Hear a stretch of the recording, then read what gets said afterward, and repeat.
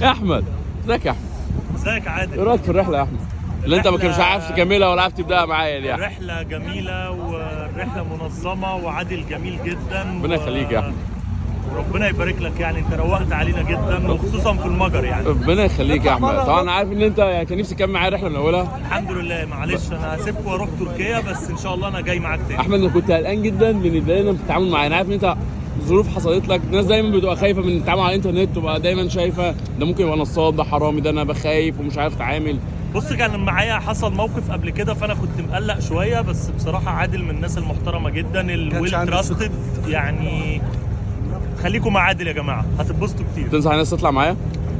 بصراحه يعني انت منظم وبتتكر مع الناس كلها وعارف انت بتعمل ايه، وحاجه مهمه جدا ان انت حابب اللي انت بتعمله، مش بس بتمشي مع الناس عشان ده حاجه من شغلك، بس انت حابب اللي انت بتعمله. الناس دايما تبقى خايفه. رحله اليوم الواحد، نطلع يوم واحد، هل ده بيبقى كافي؟ هنقعد يوم في فينيس، هل احنا بنشوف حاجه في اليوم الواحد ده، ولا لازم الناس تقعد ايام؟ لا، مش لازم ايام. انا مع الحاجات السريعه، انزل البلد الف اشوف افضل حاجات فيها واشهر حاجات فيها وازور دوله تانية. انا مش مع ان انا اقعد في دوله واحده او في مكان واحد يومين ثلاثه بصراحه. فكره المشي، بنمشي كتير، انا عارف. انا بحب المشي بصراحه، بس انتوا لازم تكونوا مستعدين تمشوا شويه، تكونوا واكلين كويس، تفطروا كويس، وتجيبوا شوز حاجه راننج كده مريحه، وهتستمتعوا بالمشي اكتر يعني.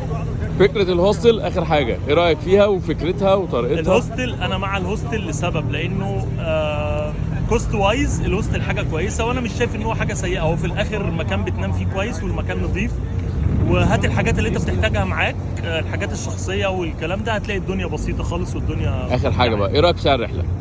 انت دافع كام الاول؟ سعر الرحله يعني فيري تشالنجبل، يعني ان عادل يجيب رحله بالاسعار دي وازور فيها 4 دول. بالظبط، رحت فين؟ بصراحه انا ما صدقتش يعني.